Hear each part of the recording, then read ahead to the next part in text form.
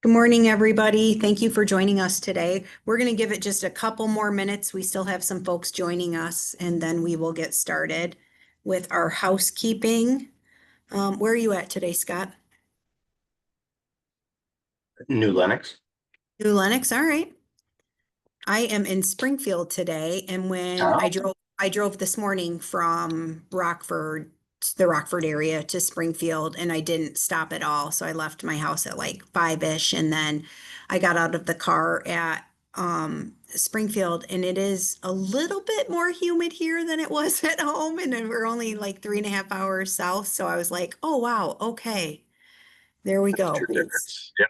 Yeah. It's it's a big difference. And I Yeah. think it's supposed to, even in the Rockford area where you're supposed to have like a glow up with the heat this week. So Yeah. I think it starts today around 10 a.m. In fact. okay.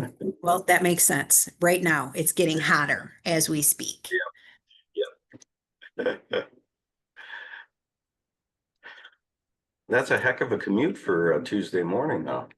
I know, I know it is.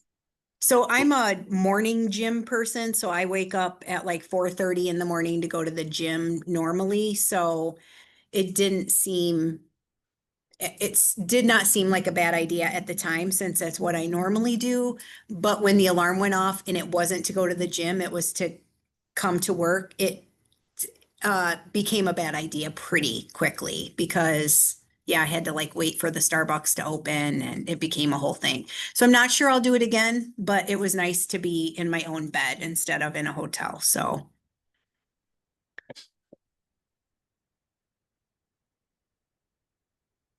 okay, so we've given a little bit of a grace period, so we will go ahead and get started. We do have a few housekeeping things today, so I encourage everybody to listen while we do our housekeeping. So you signed up for a training today. At the end of this training, you will receive a pop-up from Zoom that occurs. And with that, there's a few questions. We're going to ask you, how is your connection? Do you have any recommendations for future trainings? Anything of the sort. That is a sort of pop-up that happens automatically when the Zoom ends. Then after that, you will receive an email with a survey that you must complete to receive your continuing education. Unless you're here for BCBA continuing ed, then hold tight. So you must do two things. You're going to get a pop-up from Zoom, and then you must complete a survey in order for us to give you that continuing ed from DHS. I will, even though we're going over this, a lot of you are going to email me and say, I already completed this. Nope, you must do both of those things to receive your continuing education.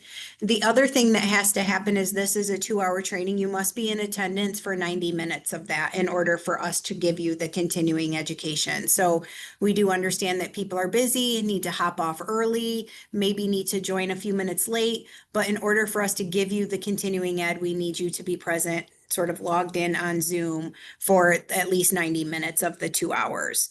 We will take a break at about 11 o'clock for 5 minutes or so, just so you can stretch your legs, get some coffee, whatever it is that you need to do. Your cameras are off. Everybody is muted. I encourage you to use the chat box to ask any questions. I'll sort of be monitoring that as we go. And if there's a natural sort of spot for those, otherwise we'll sort of hold those questions for the end. Scott will save some time at the end. The other part of it is if you are here and you are looking for BCBA continuing education, we are offering that with this session today.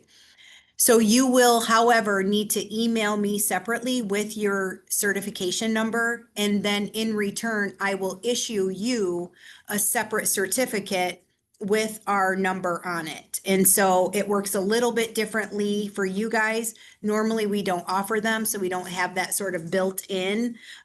So you will have to sort of take an extra step there. We're going to ask that you email me. I will put my email in the chat box and I'll say it again at the end. It's A Burke, ABURKE at hope.us. And so if you are a behavior analyst or a BCABA and you're looking for that type 2 continuing education, email me your certificate number and I will send you your continuing education certificate after the training is over, within a week or so. It won't probably be today, but it'll be within the next few days. So otherwise, I think we're good to go. Scott is here to talk about some sort of, we're sticking with that story theme. And so he's going to talk about telling sort of stories from an ACT perspective. And so, yeah, thank you for being here, Scott. I'm going to let you sort of introduce yourself, and we'll see how it goes. Well, thank you so much, Miss Amy. I appreciate it. And so, yes, to introduce myself, my name is Scott Sanders. I'm a behavior analyst with ICPN. I've been with the support services team since October of 2022. And so this will be my third year. Really enjoyed it. And I really enjoy doing the webinars. And I hope you guys enjoy this one as well. So without any further ado, let's get right into it. Thank you all for coming to my presentation. Everything is awesome, especially when you are part of this team here at ICPN. Some session objectives in terms of things that we want to cover today.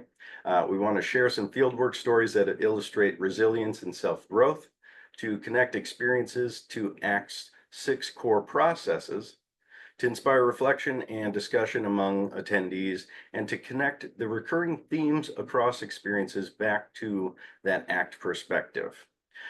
I do have a little disclaimer in here just for everyone's information. All names, to be HIPAA compliant, all names have been changed to either Bobby, Billy, or Sally. I do apologize to anyone named Bobby, Billy, or Sally that is offended by this. No Bobbies, Billies, or Sallys were harmed in the making of this presentation. And just in terms of a little background in terms of the Lego avatar, let's just say somebody asked for a headshot one time. I don't have one, but AI can create some really nifty ones, and this one seems to be the one I'm sticking with right now. So, all right, so those wonderful poll things that we get to do, I incorporated a couple into this training as well, this webinar. So if you'd like to participate through your computer, you can go to pollev.com, Scott Sanders 772. If you would like to participate through your phone through text message, in the phone number portion, put in the numbers 22333 and hit enter as if that is the phone number. The message should then say Scott Sanders 772, or you can use the QR code in the upper right hand corner. We'll have a couple of these polls throughout the day just to kind of get an idea of an interaction from you guys out there. Looks like we got a bunch of stuff coming in. That's fantastic. So what's one word that describes your biggest challenge in fieldwork? I love that paperwork is the number one. This is the first time paperwork's been number one, but I can see other words. You can tell these word bubbles I enjoy, because as the word gets bigger, that means more and more people are saying that word. And so you can see communication's getting a little bigger. Resources is getting bigger. Lack of resources, I assume. Outdated, misunderstandings, all of these things. In each of the trainings that we have done, this has kind of been the outcome.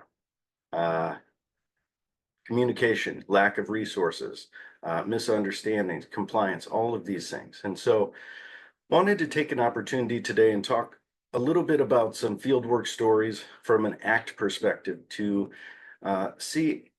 help people understand how the ACT 6 core processes can help change our perspective and help us to adapt a little bit more easily to the struggles that our world throws at us. So, there we go. So real quick, a quick introduction before we get into talking a little bit more about ACT. Finding values in the unlikeliest of places, the story of Sally and her mom. And so, again, throughout today, we'll talk a little bit about some fieldwork stories throughout the course of my career, and ones that have really impacted me, as well as caused me to think about my career or some other aspect of life from a much more act-oriented perspective. So our story begins way back in 2004 in the middle of nowhere, Tennessee, West Tennessee to be exact. In 2004, I graduated from Southern Illinois University at Carbondale with my master's degree, and like a couple of my colleagues, I took a job down in Tennessee for the first 6 years of my career. Upon arriving there, I received a caseload from another person who had recently left, and one of my first cases, I can remember going and map questing the directions to print them off. For those of you who may not be aware, back in 2004, our phones didn't take us everywhere we wanted to go. We had to go to a computer, type in 2 separate addresses, print off the directions, and then hope that we got there on time.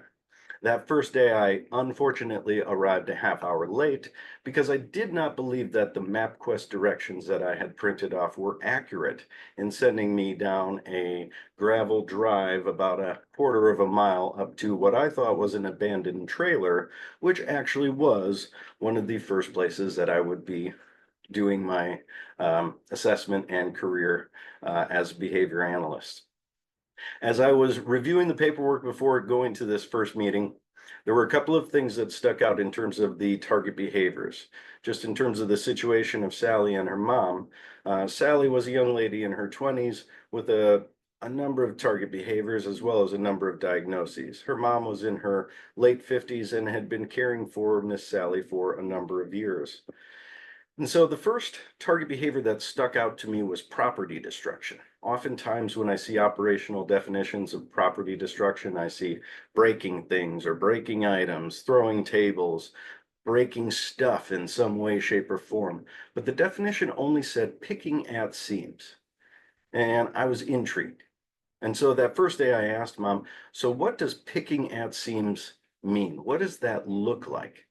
And Mom explained that what Sally did throughout her day, she wore sweatpants every day, and she would take her fingers and her very nimble fingers and pick at the seam at the top of her sweatpants and pick the string and the seam all the way out of the sweatpants by the end of the day. Now, Sally and her mom did not have a extensive amount of money, and so I asked Sally's mom, okay, so if she's picking at the seam every day, looks like we only have 4 or 5 pairs of sweatpants. How are we, correcting or resolving this? And Mom shocked me by saying, well, after she goes to bed, I have to stay up about anywhere between 2 to 4 hours every night and sew the pants back together.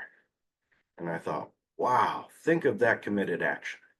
Every single night for who knows how long, just to make sure her daughter has a pair of pants to wear every day.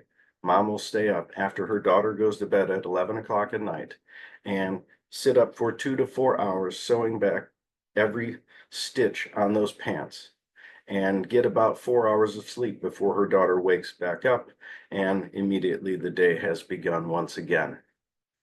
It was, for me, a testament to committed action on the part of the mom, but also showed me how much of a value her daughter and her family was to her. I then came across self-injurious behavior, which again, I found unique that it said every 15 to 30 seconds without edible reinforcer.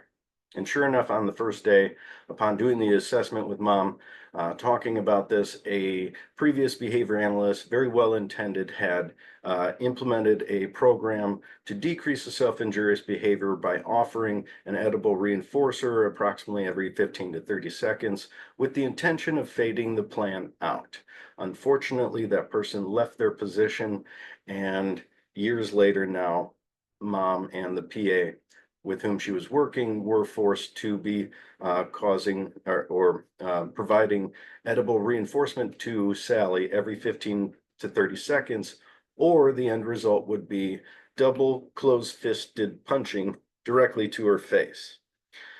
Sally's self-injurious behavior up to that point had been probably the most intense form of self-injurious behavior I had ever seen in my life. She hit herself with such force, not only with her hands, but if you blocked her hand, she would then begin kicking her face with her knee. She had broken most of the bones in her faces, and she had dislocated her eye from her socket at least once prior to my arrival.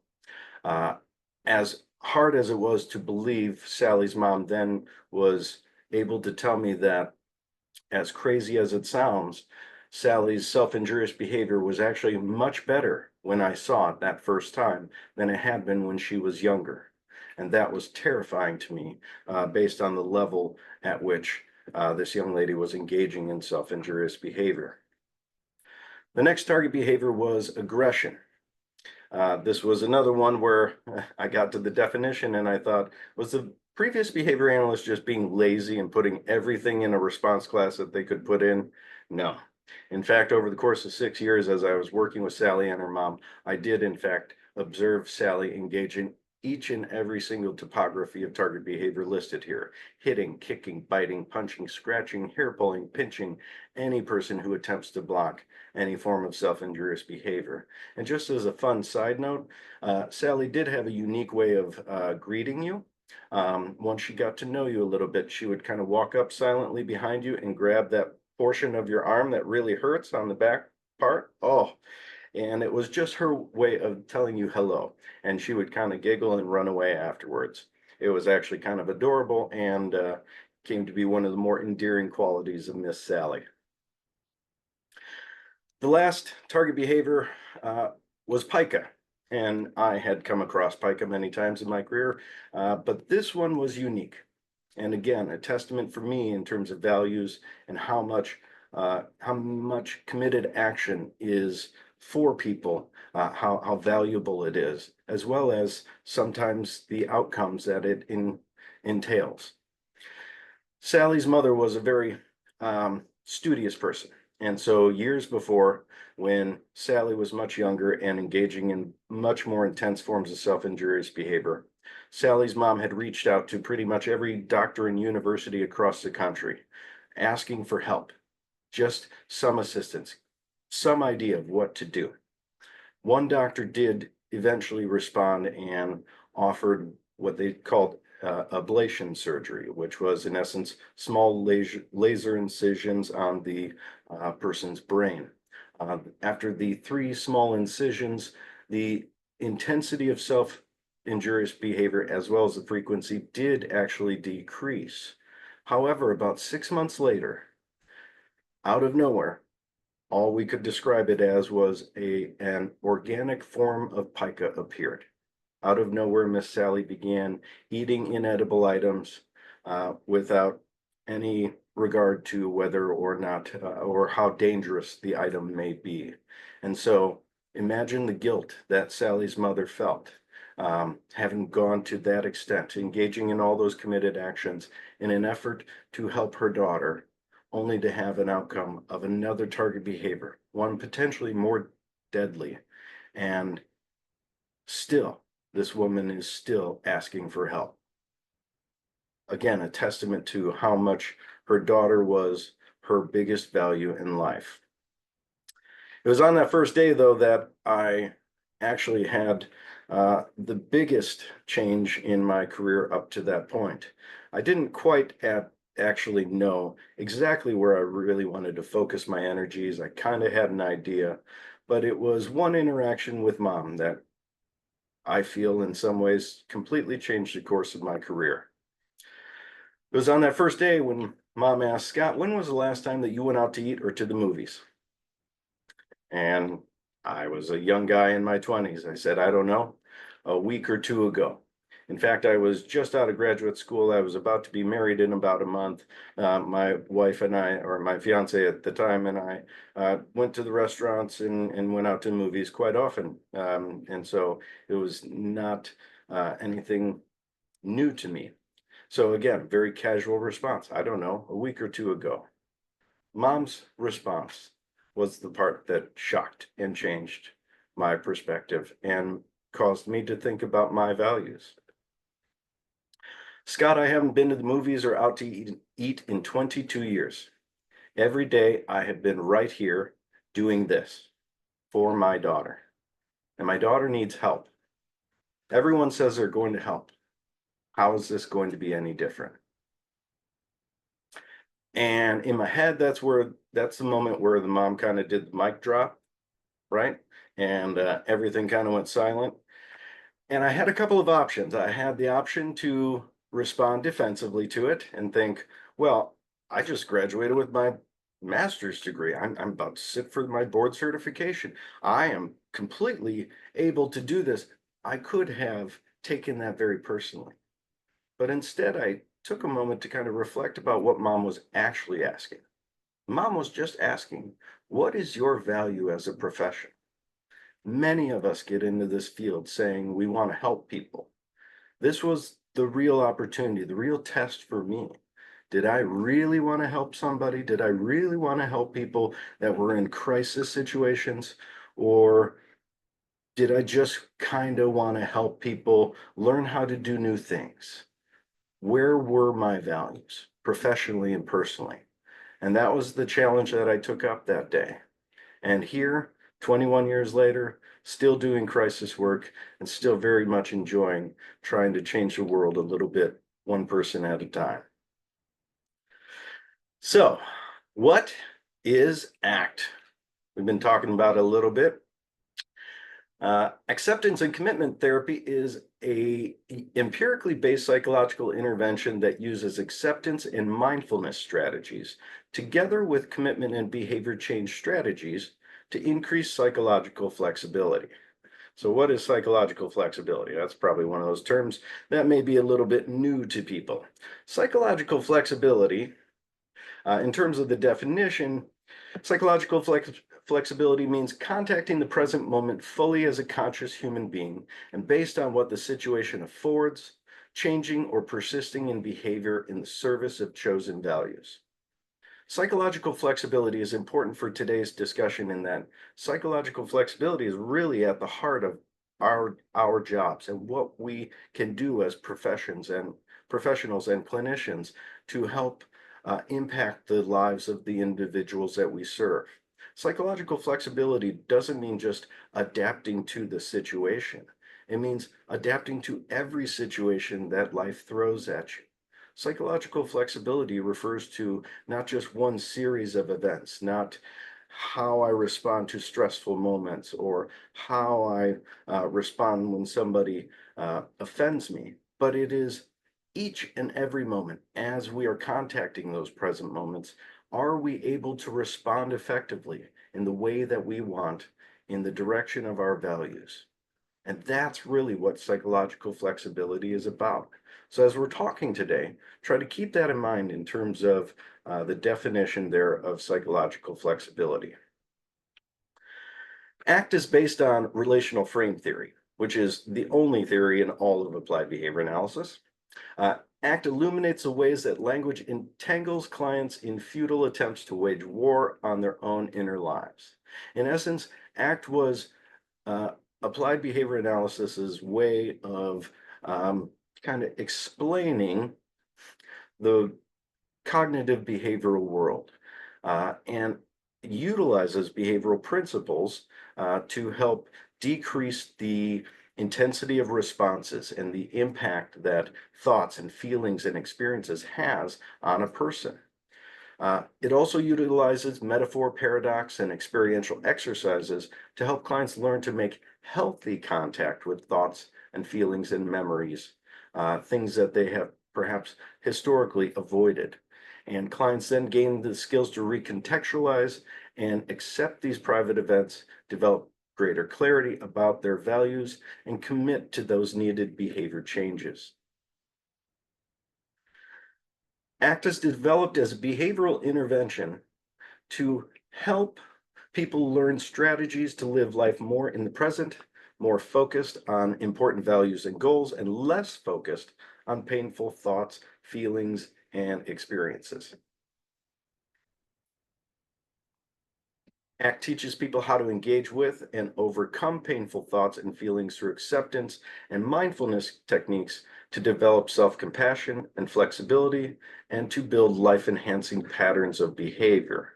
So what that really means is, if you think about the old school model of kind of cognitive behavior therapy, it was about getting rid of thoughts, right? How do I get rid of this thought? How do I get rid of this feeling? How do I no longer do this thing? ACT came along and said, nope, that's never going to work. You're never going to get rid of those thoughts or feelings. So instead of doing that, our job is really to change our relationship with them, right? Is there that thought that you have that is really tough, right? Maybe I'm not good enough to do this job, right? Well, that's a pretty tough thought to have. You're not going to get rid of that thought. So how can we instead change our relationship with that thought? If we said that same thing in a sing-songy voice, does it then change how we respond to it? Because we're not responding to it in the same emotional, topographical manner that we have been before. ACT is developed within a scientific tradition, and there continues to be a thriving research community that examines basic science underlying ACT, the effectiveness of applying it, and that leads us into today, which is how can ACT work for us as clinicians in our world? So how can a therapeutic model help us to kind of refocus how we do our jobs? Well, the best way for us to do it today in our talk is to utilize the 6 core processes as kind of a compass guiding our principles or our values as clinicians. At the top of the core processes is acceptance, being willing to experience difficult thoughts and feelings. Are you able to open up to the possibility that there are good and bad things in life and that we may have to come in contact with those things? And are you open enough to be able to open up to that discomfort and allow those experiences to happen?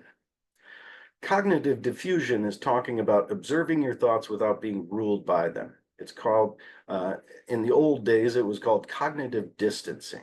It is recognizing that thoughts that we generally think of, I'm not good enough, something along those lines, are really thoughts that our mind is saying to us.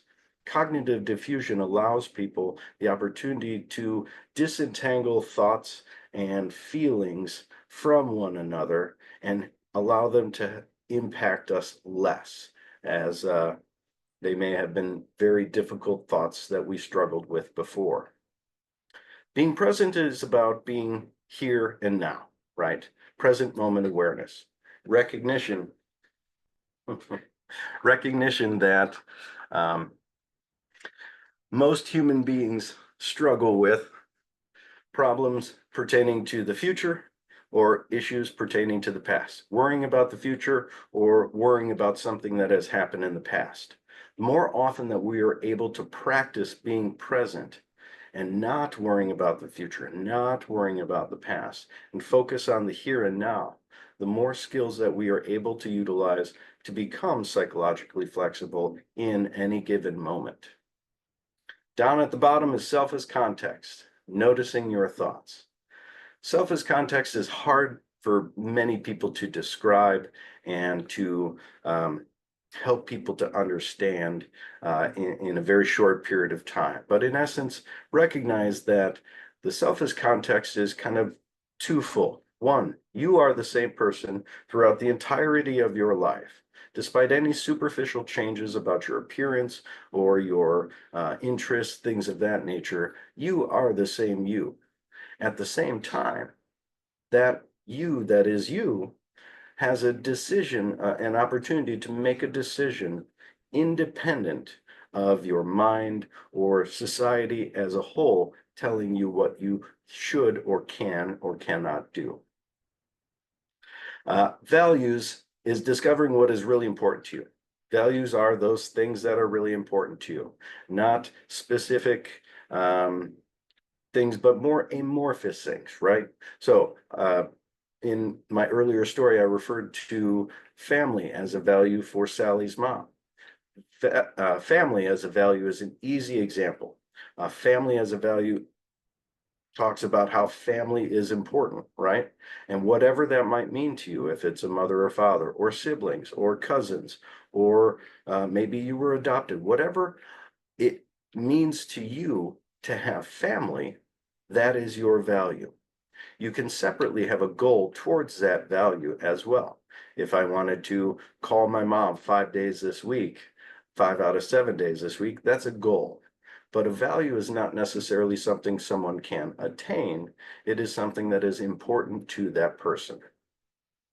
And last but not least is committed action.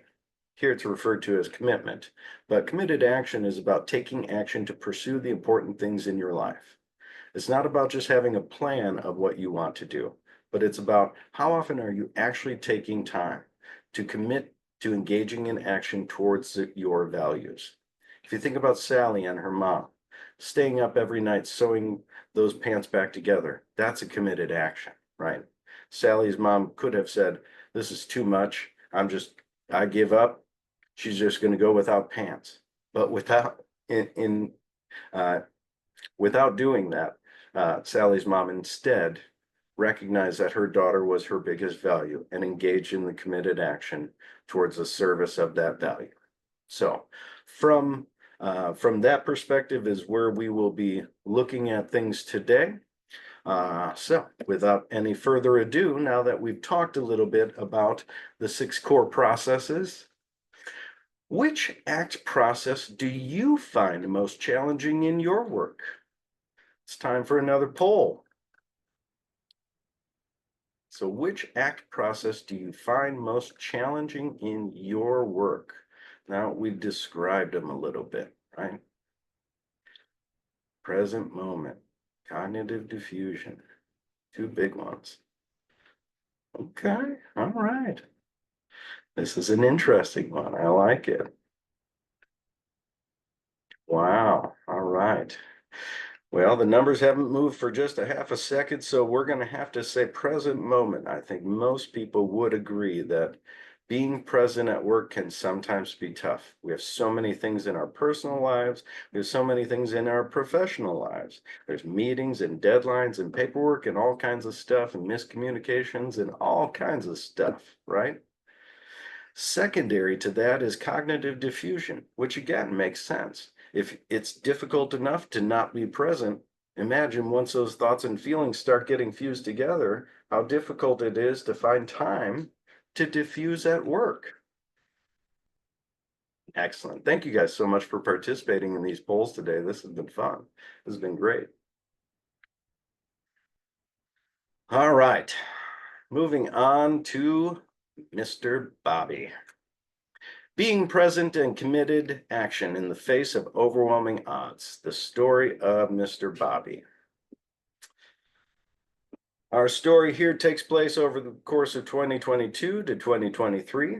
This was one of my first cases here on the SST. Mr. Bobby was a young man who had successfully avoided his previous SST person for an entire calendar year. Now, I want to make sure and let everyone know this was not for lack of trying on the part of the SST member or the family. In fact, in some ways, it became comical to watch week after week the number of reasons, I'll say, not excuses, we'll say reasons that Bobby came up with over the course of a year. I mean, 52 different reasons. Now, a couple of them he, used a couple of times, stomach aches, sickness, things like that. But 52 successful avoidance strategies before the case eventually came over to myself. So you got to hand it to him. He was working hard at it. In terms of the who, what, where, when, why, and all of that of this story, the what is about avoidance. Mr. Bobby's biggest struggle was avoidance of anything having to do with change, therapy, people. As you could see, he had successfully avoided another human being for an entire calendar year. It wasn't going to take much more to do the same for the next guy as well, mainly me. Our story will take place up in Chicago, Illinois, and I put in there the requested session time of 5 p.m. and had highlighted committed actions up at the top. Because again, I think it's important for all of us to recognize that as clinicians, being present for us and engaging in committed actions for our clients can have huge benefits for us. And I put the requested session time because uh, Bobby and his family actually requested Tuesday nights at 5 p.m. as the requested session time. Now, for those of you who have never driven from New Lenox to Oak Park in Chicago at Tuesday around that time of day, it's about a 3 hour round trip.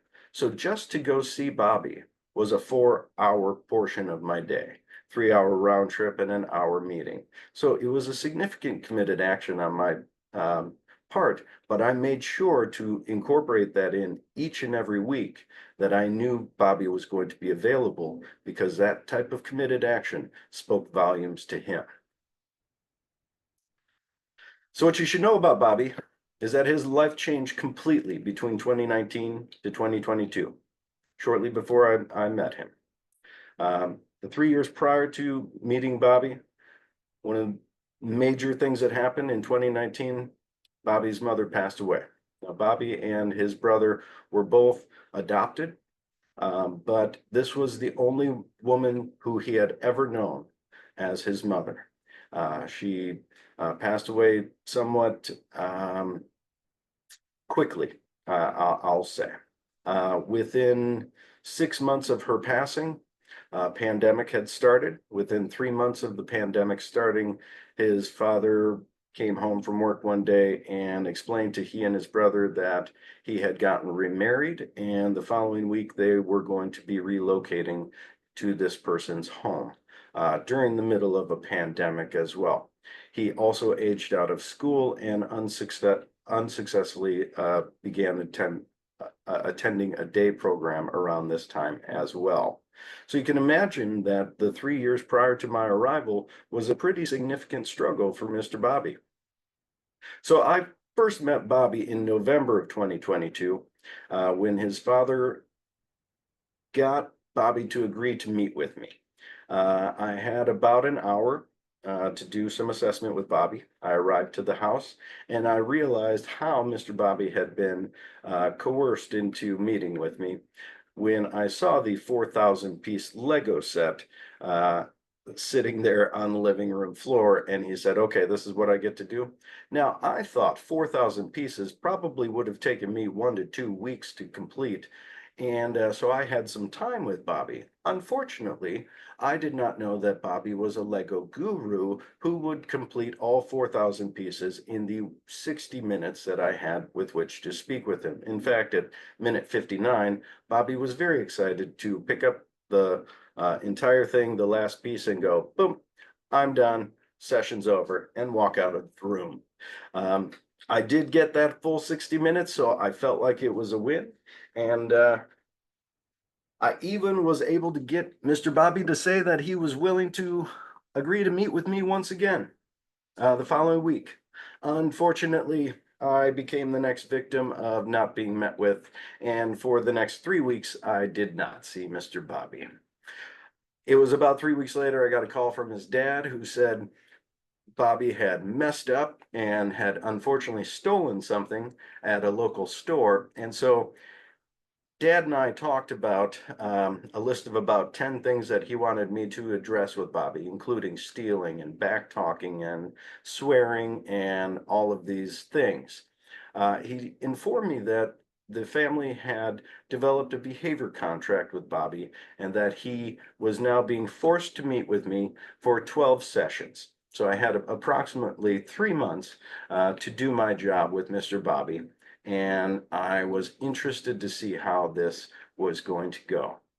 I did, before getting off the phone with Bobby's dad, I did let him know that we would address all of the topics that he had brought up to me, and I just didn't tell him when we would be addressing those things.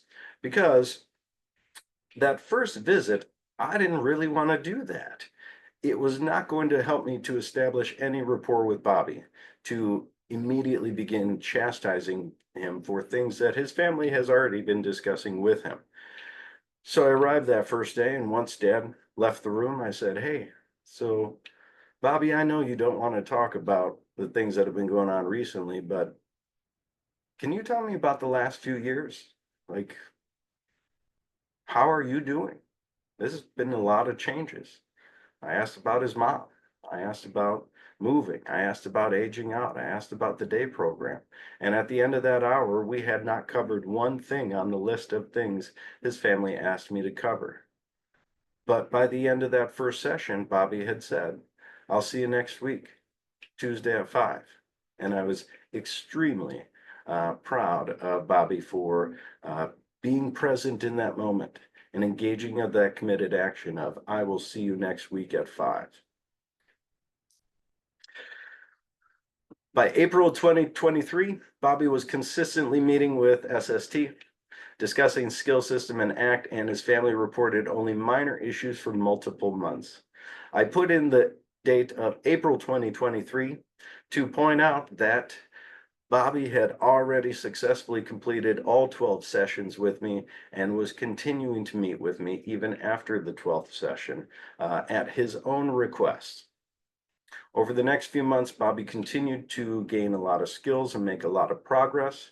In August, I asked Bobby if he would like to help me train one of his family members as a skills coach so that after we faded out our services, he had a family member and a trusted person who knew skill system to be able to utilize or to do the skills system with him when he was struggling later on. In September of 2023, I am happy to report Bobby and I began training his sister. And in fact, I had Bobby take the lead on training his sister to be the skills coach, teaching her about skill system, how to utilize different aspects of the skill system, and how to work with him when different situations come up. It was one of the most rewarding things that I have done here at ICPN and took about 4 months. We finally finished that training in December, late December, and his family was extremely excited. His sister was very excited. We even printed off a certificate for her because she was so excited about it. And it was one of the more rewarding first cases I ever had. As a little quick update, so I closed that case in December of 23. In May of 24, I was sitting at my desk, which doesn't happen very often, but I happened to be sitting at my desk when I got an email from Bobby's dad.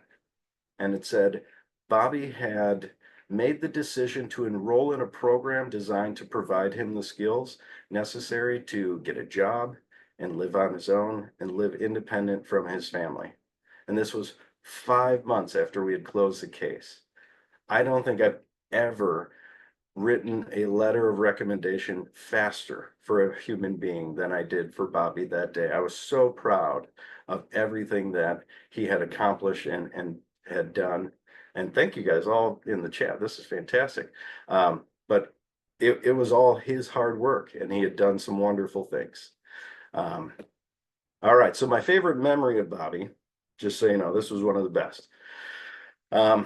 Just so you know, Bobby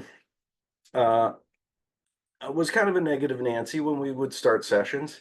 He oftentimes, nothing was good, how was your week? Bad, this or that. And so we would kind of have to diffuse through a few minutes of stuff before we were able to start sessions. So it was not that uncommon.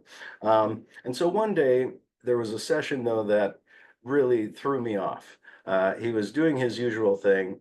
And so I gave my usual response of, yeah, you're right, Bobby. There's a lot of stuff about life that sucks. So how can we let that thought go and do something that matters to you?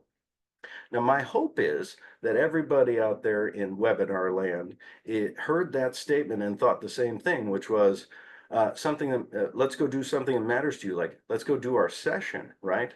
But instead, Bobby's response was, well, you could leave and I could go play my game. I was shocked. It was stunned silence on my part because Bobby had literally hit all 6 core processes in one comeback, and I had nothing to respond. Now, if you don't believe me, think about it. If you knew Bobby well enough, you knew this one simple statement was all 6 core processes, and I'll prove it here. Bobby had accepted the fact that I was on my way for a session that day. He had not already canceled and there was going to be no cancellation. So he just accepted the good with the bad, right? Well, it's okay that Scott is on his way. He diffused through any difficult thoughts that he was having about working with Scott in the first place, right? He engaged, or he was able to be present in the moment when I was asking, in essence, so how can we let that thought go and do something that matters to you? He was being present, recognizing that he needed to engage in a committed action towards his values. And the only way to do that was by being the context from which behavior happens. And that's all 6 core processes. Bobby's a smart guy. I was shocked. I had nothing. I was kind of stammering for a few minutes. After about 15 minutes, I did actually give Mr. Bobby that break after we had kind of discussed what that avoidance was about. It was fantastic. So, what did I learn from Bobby? First thing I learned was about being present. Practicing being present more produced huge benefits for both Bobby and I. As Bobby began to report more instances of psychological flexibility, I began to notice the differences between present and not so present sessions. It was fascinating for me. Um, there would, about 6 months in, there would be moments where we would be discussing things, and I would ask Bobby about a piece of skill system or something about ACT. And if he was unable to come up with anything about it, it would generally suggest that in that session that we had first discussed that, he was not so present. His mind had been distracted about something. And so there was that opportunity, and Bobby and I talked about it, and he and I talked about both sides of it, right? In terms of moments where he maybe felt like I wasn't as present because I wasn't able to respond or tell him exactly what he had said 5 minutes prior or something along those lines. As we had that genuine relationship, you could tell with Bobby, it broke down all of his barriers and he recognized this is a safe person with whom I can have this therapeutic relationship because they are here to support me and they have my best interests in mind. The other thing that I really learned about with Bobby was committed action. Once Bobby reluctantly agreed to meet with me, I felt obligated to meet that same commitment, no matter what obstacles arose. I once drove from Gilman, south of, I don't even know, Kankakee, all the way to Oak Park. And those were the only 2 clients that I saw that day because I was committed to seeing Bobby that evening, even though I was addressing an emergency elsewhere in the state throughout the rest of the day. The other piece that really resonated with me was repeatedly engaging in committed actions towards values decreased avoidance, both for myself as well as for Bobby. The more times that I drove to Oak Park and did that commute, it actually was more reinforcing for me. I now think back to it and I have stories about, driving back in a snowstorm and driving in, torrential downpours and things like that. But all of those things mattered because those committed actions had huge benefits in the long run, right? In less than a year, I was able to help a young man to gain the confidence to be able to move forward in life. And that for me was one of the biggest reinforcers I could ever get from this job. All right. So we have another one of those polls if you fell asleep. What's a value that drives your work? What is a value that drives your work? Lots of values out there. Ooh, empathy, love, service. I like it.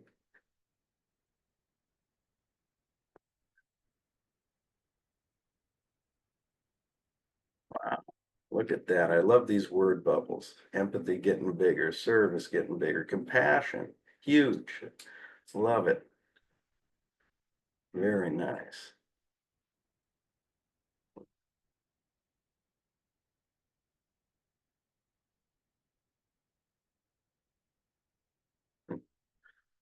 All right.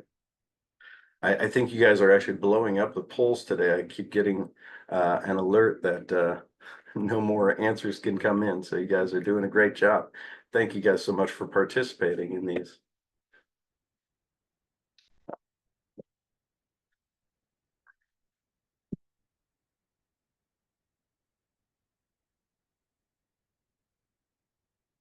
There we go. All right. Actually, Miss Amy, can we take our 5-minute break now? This actually might be our natural break here. Yeah, let's do it. So we are at like 10:52. So why don't we just say 11, a few more minutes then? Okay, so we will be on break. We'll see you guys back at 11 o'clock to get started. Perfect.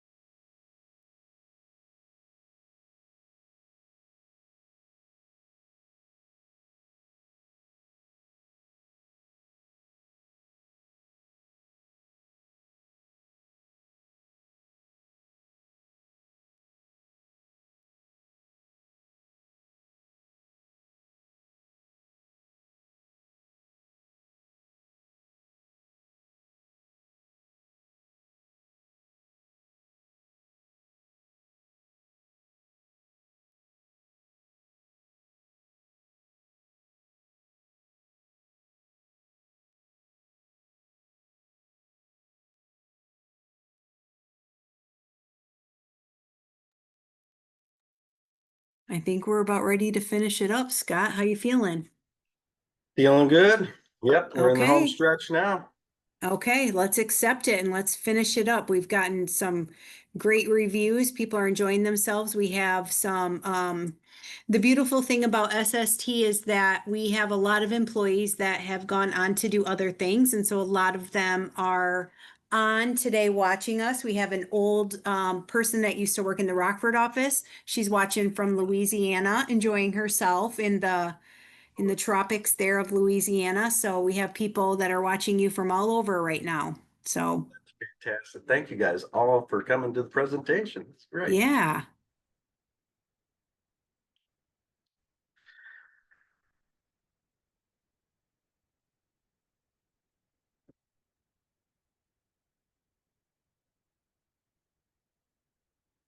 All right. Are you able to see the slide? Yep, we All can. right. All right. Perfect. It's all working. Excellent. Fantastic. All right. So moving on to the next one. This is, I'm sorry, what? The diffusion and acceptance of Billy. Billy was one of my more interesting cases here on the SST. When we're talking about what, as you will find out in this story, it's really about which time. Uh, Billy absolutely kept me on my toes and was a great opportunity for a lot of acceptance, a lot of diffusion, and a lot of act work in general. This took place over the first 2 years here at the SST, and it has been an interesting ride with Mr. Billy. And where this takes place is all over this great state of Illinois, and there's even a couple of brief appearances by the state of Wisconsin on this one as well. So, Mr. Billy. Oh, Billy, Billy, Billy. So back in 2022 is when I first came to the SST in October, in fact. My first client contact, in fact, was Mr. Billy. Uh, Billy was part of our Tier 2 program at the time. We had a young man on our Tier 2 program who had been working with Billy for about 2 to 3 weeks prior to my arrival, and had felt like he had established a pretty good rapport with Billy.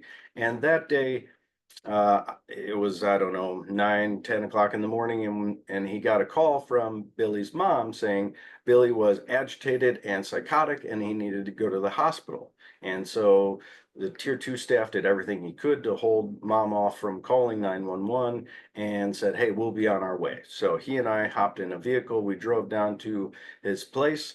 When we arrived, we were a little surprised to find that Billy was not actually at the house. He was not agitated. We couldn't hear him. He was not doing anything near mom, in fact. And when we asked where he was, she said, I don't even know. After about 5 minutes of searching, we found Mr. Billy upstairs in the upstairs neighbor apartment rolling cigarettes. That actually was the trigger for that morning's issue, as Billy had run out of cigarettes and his mother was unwilling to buy a new pack. And so he was upset and cussing her out. Clearly not psychotic, just a little broke that day.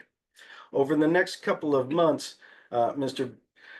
Billy had a provider agency down in the Southern Illinois area that had expressed interest in having him come visit. And over the course of 2 months, he did, I believe, 4 visits. 3 of them were pretty successful. One was maybe not so much, but uh, by December, early December, the agency was able and willing to say, hey, we have a group home that we are getting prepared. We would like Billy to be the first person in this group home. We're going to kind of center it around him. And so we were all very excited. We were getting things together. He was packing. We were getting all the funding in place. So you can imagine our shock when the week before Christmas, we all got on the morning meeting. The agency did not turn their camera on and instead said, we regret to inform the team that as of this morning, our agency unfortunately has to close our doors. There wasn't much of an explanation. But the family had put all of their eggs in that basket. Billy's mom had her own struggles with mental health as well as substance abuse. The news about him not moving down to Southern Illinois to a group home sent mom into a downward spiral. The next few weeks were not pleasant, as both Billy and his mother were pretty irritable. There was some substance abuse going on and suspected prior to my arrival on a couple of visits. And so in January of 2023, just a few weeks after getting that bad news, mom decided in the middle of it was like -20 out, snowstorm, to move Billy and his brother and she downstate to, I believe this was near the Peoria area, but just within our jurisdiction up here in the New Lenox area. Within 2 weeks, after my first visit, mom had made it very clear that Billy was not very welcome at her house anymore and that she was very much depending on the state of Illinois to find him a group home in the near future, or she didn't know what she was going to have to do. Within 48 hours of that visit, Billy had been locked out of his home. When he became very upset and began banging on the door, they called the police, who escorted him to the hospital. He went a few times over the next couple of weeks. And 2 weeks after that, it was probably early February, if not late January, I received a phone call from a local PADS program. Now, mind you, he had been near the Peoria area. The PADS program was in Morris, Illinois. And they said, hey, we have a young man here by the name of Billy, and he says he knows you. And he says he has nowhere else to go and no one else to call. And while we are a PADS program and we generally house the homeless, we actually are at capacity today. And in about 3 hours' time, Billy is going to be without a place to stay tonight. And all he has on his body is a t-shirt. He does have a jacket, but he's just wearing shorts, but it's going to be cold out tonight. So talked to my boss, hopped in a vehicle, drove to Morris, and we were able to procure some emergency housing for Billy. And after picking him up and taking him to get a pack of smokes to avoid any issues that evening, I was able to assist Billy in going to a group home for the emergency placement, getting his stuff settled in, talking with staff a little bit, and trying to make sure that the rest of the evening went smooth. It was a trying day in terms of trying to diffuse my own feelings about how his family had been treating him. But it was the next 2 weeks that would also test a little bit of my ability to accept and diffuse other things and aspects of Billy and working with him. Over the next 2 weeks during that emergency placement, Billy had a very unique response to the emergency placement. The first couple of days were okay. The honeymoon quickly ended, and within 4 or 5 days, Mr. Billy was intimidating other clients. He was threatening physical aggression. He was engaging in property destruction. I was being called to the day program he was going to. One morning, I even got called to the group home that he was staying at because he was refusing to leave.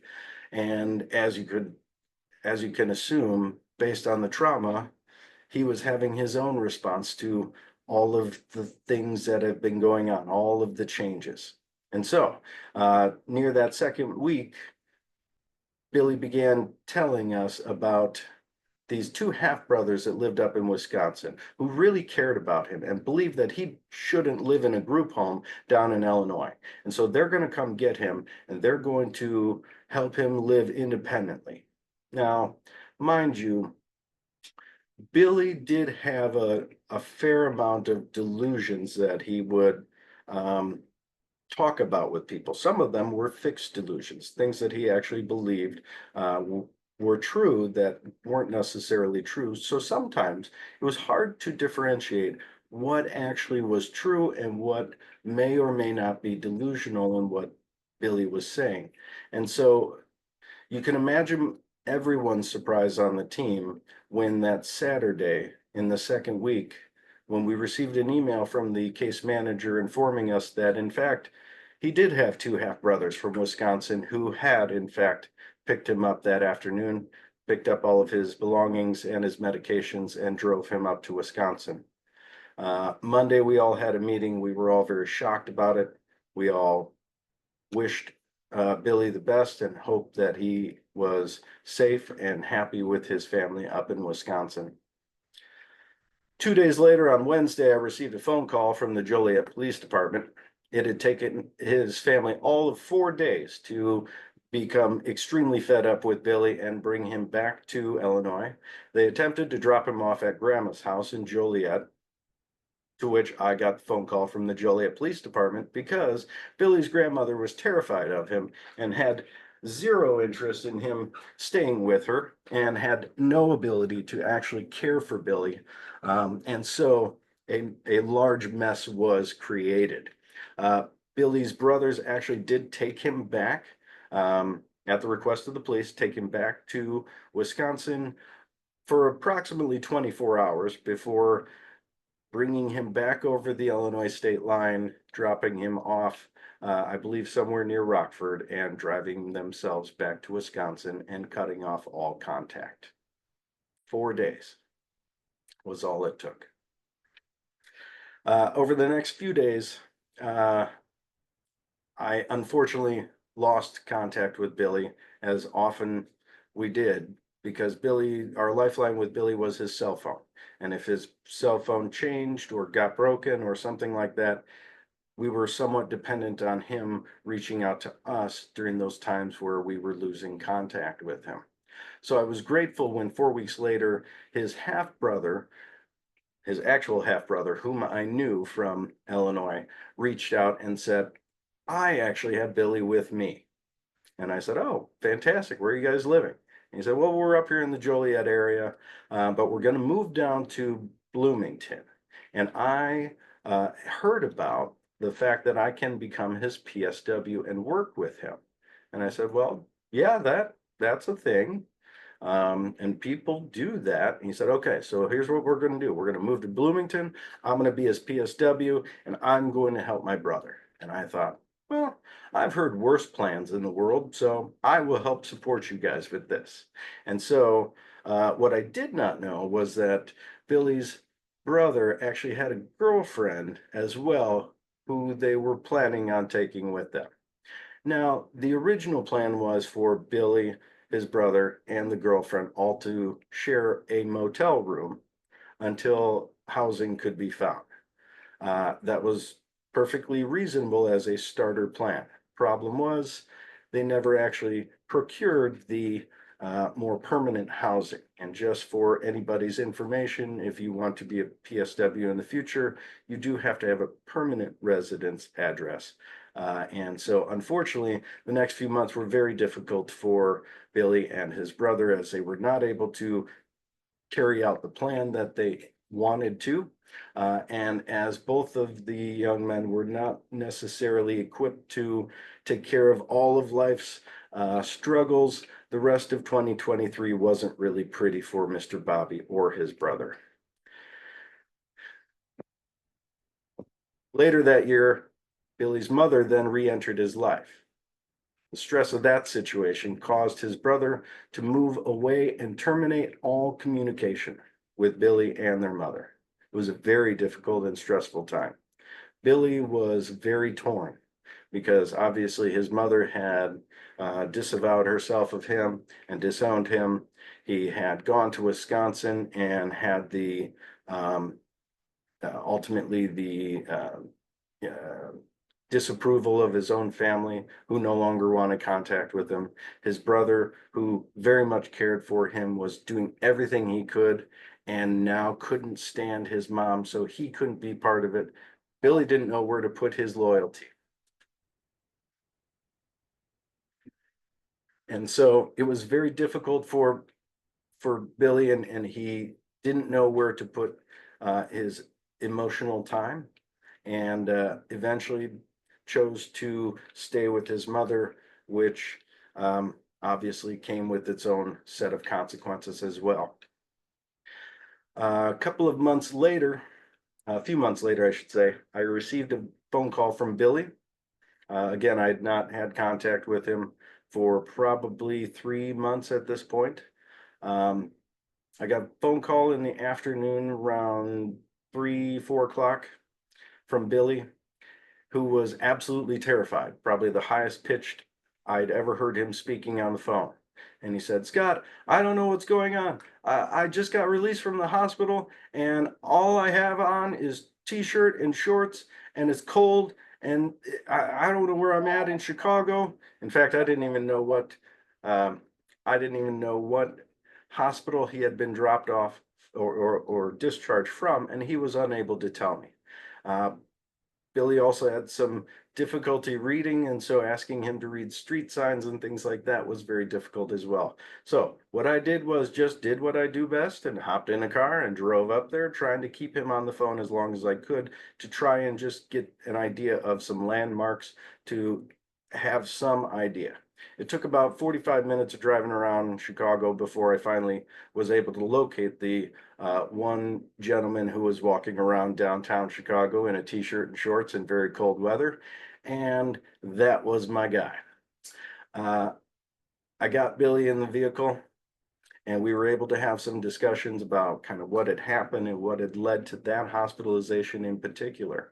And unfortunately, one of the things that had led to it was Billy's family had again disowned him and kicked him out, told him that he could not live with them, that he needed to be at the hospital, that he needed to do all of these millions of things.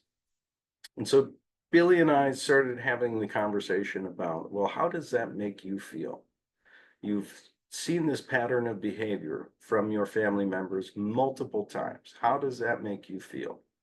In those first few days, Billy was absolutely able to say, I know that my family says that they love me, but every time they say that, they take my money and then they want to kick me out. They don't want me around. And the list went on and on. And so for the first 5 days, Billy was able to recognize he wanted to move forward. His value was about being independent, about learning about his medications, about trying to progress forward different from what the plan his mother had set forth for him was. And over those first 5 days, I spent a lot of time with Bobby. We went shopping. We, got some new clothes for him. We went grocery shopping. Even cooked one day with him. We actually had a lot of fun. And over those first 5 days, we had found some temporary housing for him, and we were trying to find again another placement for him. Unfortunately, it was becoming more difficult during that time to find that placement for him. And by day 6, Billy's conversation with me had changed a little. By day 6, when I arrived and we were having our morning coffee, Billy said, I know what we've been talking about, but, they are my family. Maybe they didn't mean it. And I knew where that was going. And so Billy and I continued to talk, and I went back to my supervisors as well, and we had a big picture conversation about it. In terms of over the course of time that I had been working with Bobby, was it possible that we had inadvertently been reinforcing a cycle of dependence and trauma for the family? Again, if you think about the time that I had worked with Billy repeatedly, there were times where the family would give up on him, kick him out. Scott would come to the rescue. It had happened a couple of times over the course of working with Billy. And as that occurred, the family became somewhat dependent on it. In fact, in this one in particular, the mom had begun reaching out to me and began trying to dictate when Billy could be picked up. And so by day 7, we had made a very difficult clinical decision and had a consensus of a number of people that, as difficult as it was, probably one of the more difficult professional decisions we've ever had to really make, we had to stop the cycle of trauma that had been occurring for the last couple of years with Billy and his family. And the only way to do that was to respect Billy's decision in this moment and return him to his family and hope that when they were ready and willing to take that next necessary step, they would again reach out to us. And so later that day, I dropped Billy off at his family's home, and we minimized all contact for the next several weeks to ensure that we did not continue that same cycle of distress and problems. If you need a little update on that one, I know that's a heavy story. If you need a good update on that one, don't worry, it's in the next Fieldwork story. So, moving on just a little bit, just to add a little bit of comic relief, because I felt like I knew Billy's story was going to be really heavy. I felt like maybe offering up a couple of things, actual things I've diffused at work over the course of my career. So, these are things, and maybe I'll share real quickly. Sometimes beds just go in kitchens. Now, anytime I'm talking about diffusing something, just think about me doing it in a sing-songy voice, right? Sometimes beds just go in kitchens. That's not my actual voice, but the reason being, that was Billy, actually. I could not get over the fact that at one point in time, Billy insisted that his bed needed to be in the kitchen in the apartment that he was living in. And so I had to diffuse that throughout that session because it kept bothering me, right? Those intrusive thoughts. Another of my favorite, remember, he's just in pain. Now, this was a diffusion exercise that I had to engage in when I was working with a young man who, in a significant amount of pain, the only way he knew how to get to the hospital was to threaten people with physical harm and violence. And so when he would be threatening to dismember me, I would diffuse by saying, remember, he's just in pain, right? Not every doctor is going to listen, right? Yeah, lots of doctors do. There are many wonderful doctors out there, but not every doctor is going to listen to every clinician or parent out there, and we have to diffuse that every now and again, right? And my personal favorites of things that I've had to diffuse at work, and I hope that people out there watching this can relate at some point in time. Things we never thought we would have to diffuse while we were in graduate school. Oh my God, please don't let it be poop, right? That time that I just saw that stain and I just thought, oh God, please don't let it be poop.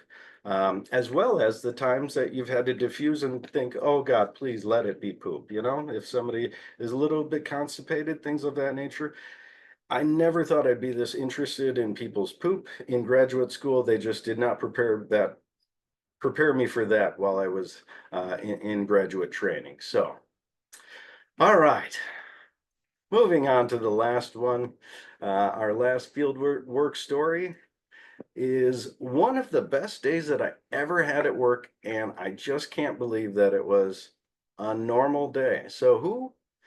Yours truly, obviously my Lego avatar, but yours truly participated in this story. And I just wanted to talk a little bit about multiple amazing little moments all in one day. And it happened just in October of last year. So on Tuesday, October 29th, 2024, I was doing my usual thing. Tuesdays, at the time, I was taking care of my dad in the morning, so I didn't leave the house till about 9 a.m. and got to my first client at 10 a.m. And this young man was making a significant amount of progress, a great amount of progress.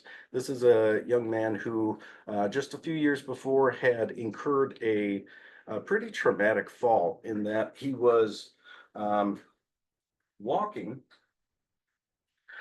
He was walking up his driveway in dry conditions when he fell forwards, breaking both forearms. As a result, he had a pretty significant amount of anxiety walking from uneven surfaces as well as up and down bleachers. And he was a big sporting event fan. And so as we were working through some of these things as anxiety and everything else, we were talking about ACT and diffusion and committed actions. And while this young man was generally apt to say, I don't want to do that diffusion stuff because he didn't want to sing song anything or anything else, that day he was able to do it. His brother was in town and he had a lot to complain about with his brother. So it gave us an opportunity for diffusion, and we utilized a unique one that another staff member had suggested of bouncing a basketball while diffusing the thought. He was able to utilize that diffusion strategy, and it worked. The other piece, the committed action, as we one of the things that we would do during sessions was take a walk around his neighborhood, and the reason is to obviously provide more opportunities for him to go for a walk, do uneven surfaces in a safe environment with a person who could help him manage that distress. As we were walking on that day on October 29th, it was about 5 minutes in before I finally pointed out to this young man and said, "Hey, I have not noticed any anxiety, no trepidation in your walking. What's going on?"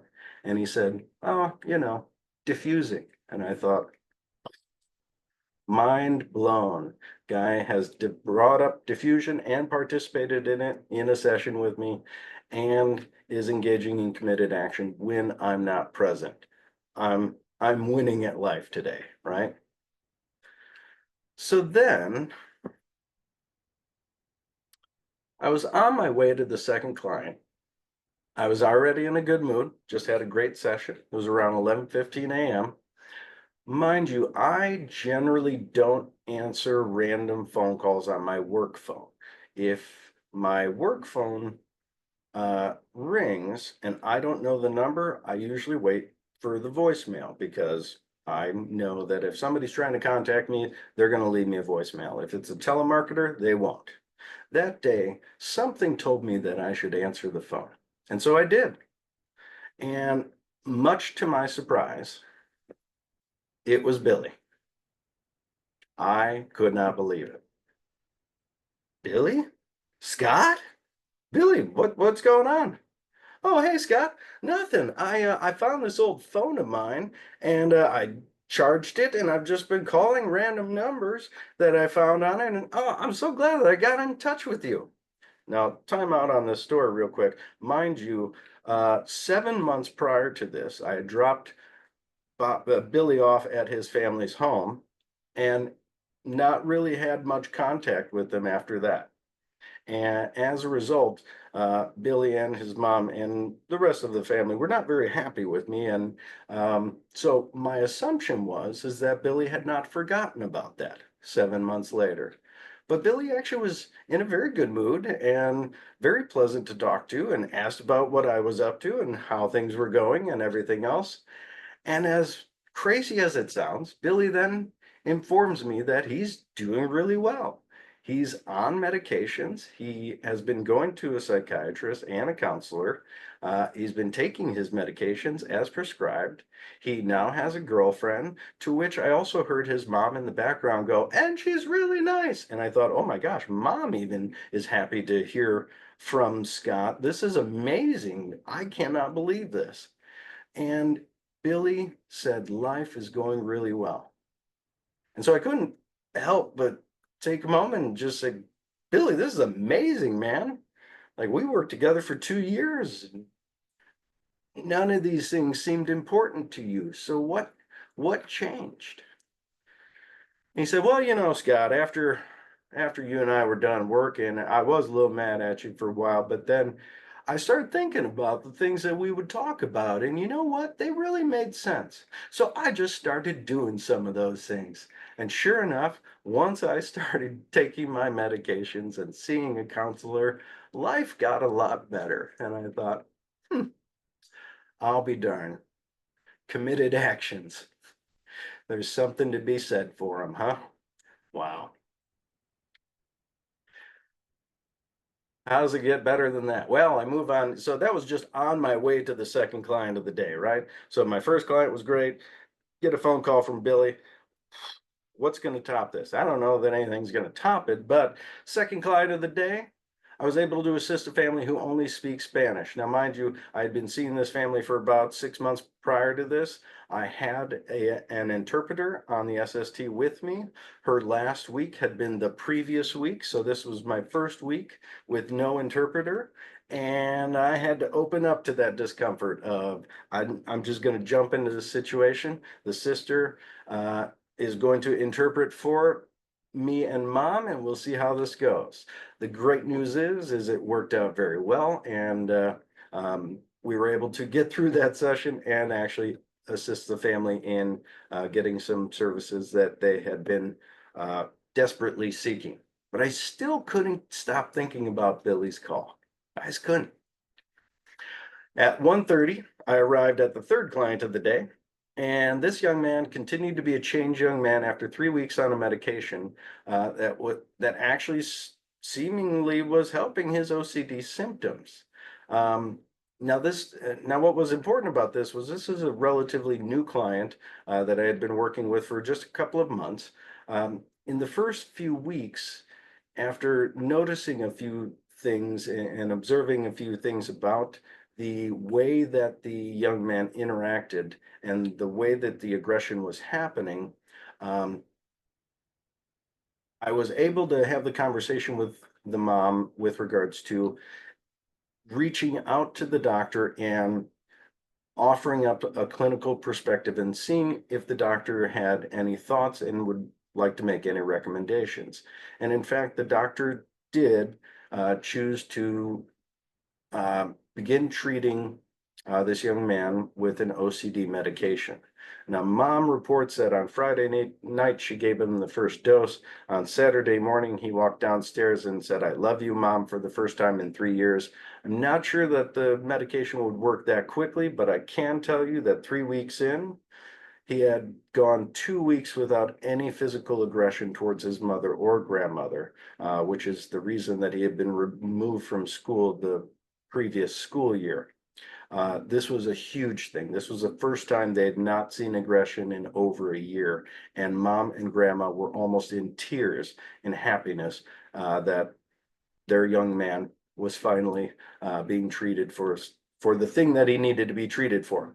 In addition, mom casually during the session was able to or casually told me about that he was able to tact a state of being, or in essence, tell her that he was bored.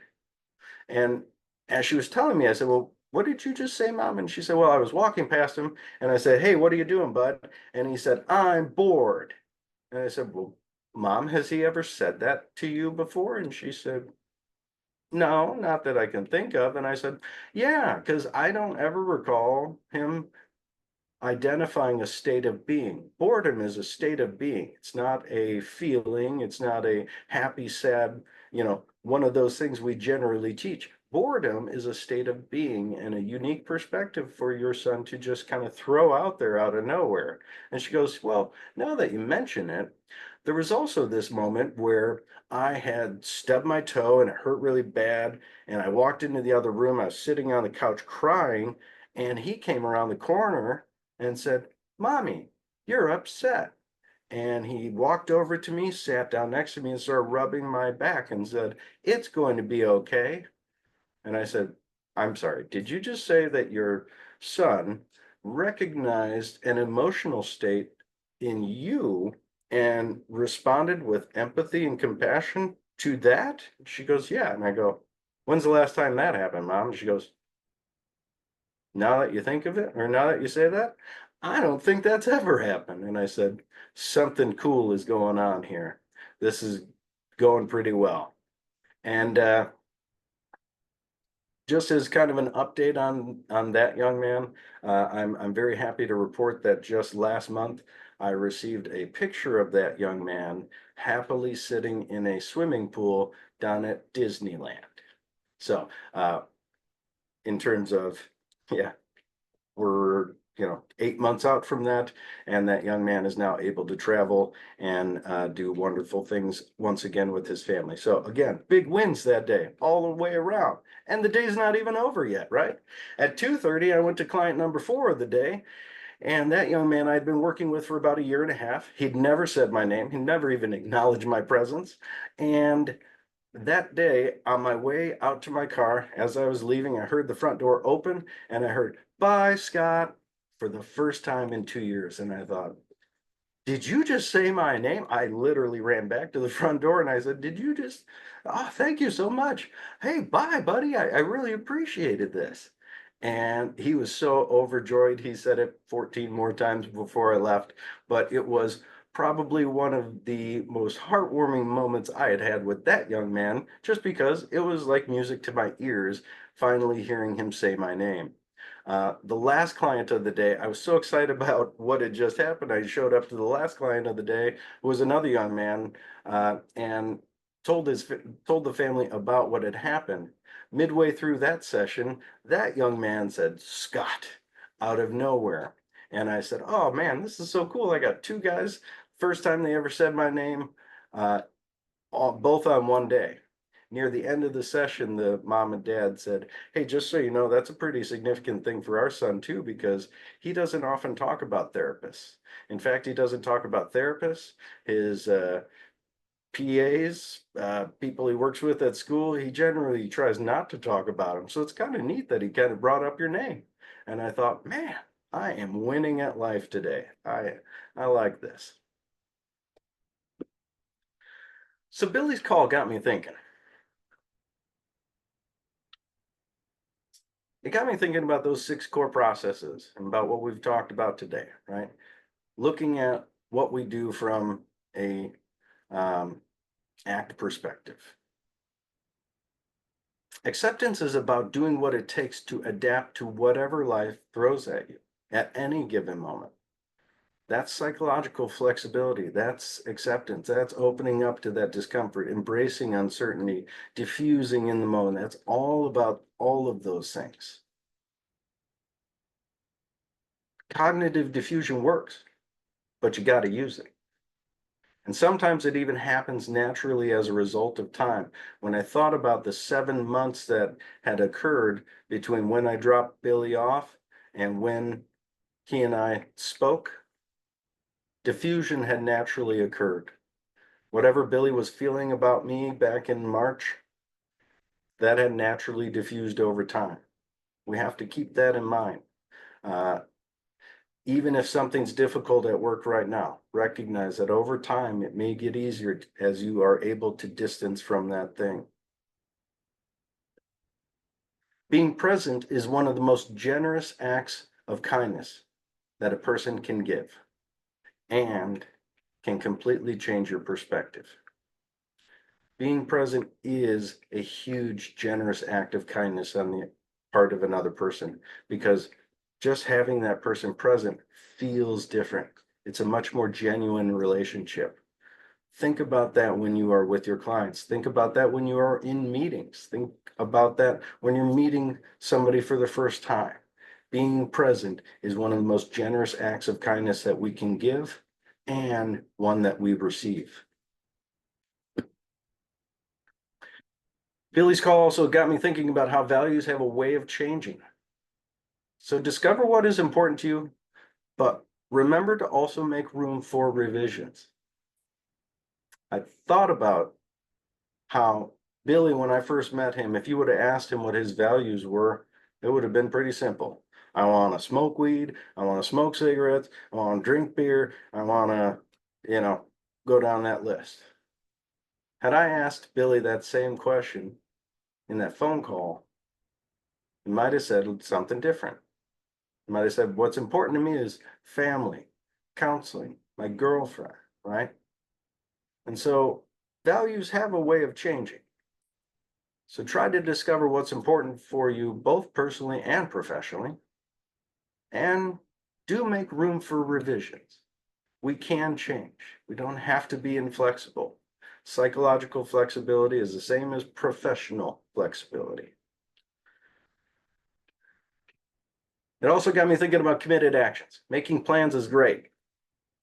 Engaging in committed actions towards values is epic, right? Making plans to do something, or making a plan to go through this training or doing this thing, all of those are great ideas. But actually engaging in committed actions towards your values, both personally and professionally, there's no better feeling in the world than actually having good outcomes because of engaging in committed actions towards your values. I'm not sure that there's anything more reinforcing in life than that. Self as context, we'll explain that in a moment. Doing our last poll for the day. So, last poll, we're nearing the home stretch. What's a value that keeps you going even on hard days?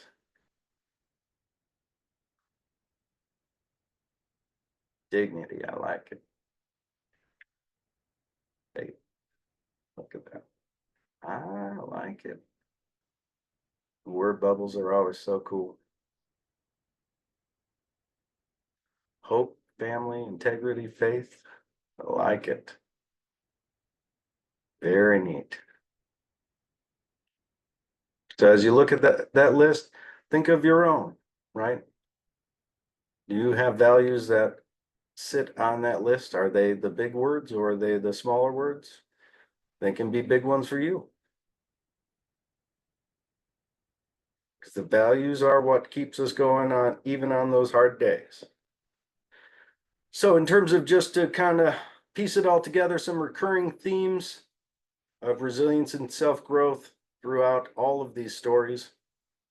In terms of values, we got to clarify values for everybody. Clarify your own values. What is important to you personally, professionally? What is it that's important to you in terms of what you want for your clients and for the people that you serve, right? What about the agencies, the families that you serve? If their values, if you are not aware of their values, it may be part of the struggle, right? If you're both butting your heads against an issue, it might be because values are not necessarily in line. So try to clarify values or get a check-in to see if values have changed over time. With regards to acceptance, really is about opening up to discomfort. When I think about over the course of my career, the number of uncomfortable situations that I have had to open up to, each and every single one has allowed me an opportunity for growth in some way, shape, or form. Especially here at ICPN and on the SST over the last couple of years, I can honestly say that opening up to the experiences and opportunities that I've had has had huge rewards and benefits in terms of personal and professional growth. With regards to diffusion, embrace that uncertainty. Learn those skills on how to diffuse things and diffuse those uncomfortable thoughts and feelings, because over time what happens is it decreases the impact that those things will have on you, and you become that more powerful person to be able to impact the world around you in the direction of your values. Committed action, it's about following through with your values, right? It's not just about making a plan and telling people what your values are. It's about engaging in those committed actions and following through with those values so that not only do other people see, but you also can see that you are living and engaging in committed actions and living by those values, which then becomes that much more reinforcing for us as clinicians. With regards to present moment, being present even when it's tough has a huge amount of impact on any session that you're in. But the more important thing for all of us to keep in mind is we will never be able to control the future. We will never be able to go back and change the past. The only moment you ever have in life to control, the only moment you ever have 100% control over is the here and now. And so take that challenge and be here and now, be present, and recognize the rewards that it will give you. And the last thing, last but not least, recognize that we are the context from which behavior change happens, right? If you want something done, you can be that catalyst for change. We are the context from which behavior change happens. So thank you all so much for coming to my presentation tonight, or today, this morning. How early it is still. So, and in a world where you could be anything, be kind. Ms. Amy, I think we're just about good. We got time for question and answers. Yeah, so I mean, there's not a lot of questions, but I think that if you have the opportunity to go back and read the chat, you're gonna it will fill your cup for sure. So at one point Excellent. during the presentation, there was a discussion about nominating you for sainthood.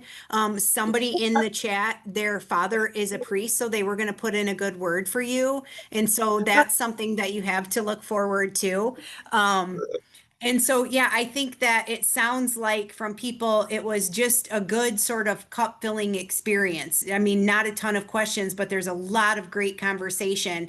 Some of it, being real, right? Like a lot of your examples were a little bit more common than I think we care to accept at times and realize at times. And so, but yeah, everybody just thought it was great, a good, reminder to sort of put act in everything that we do and sort of be aware of that and carry it for us. So I think it's important to, share all of it, right? The good, the bad, and the ugly, as somebody said. So no questions, just a ton of positive feedback. Absolutely.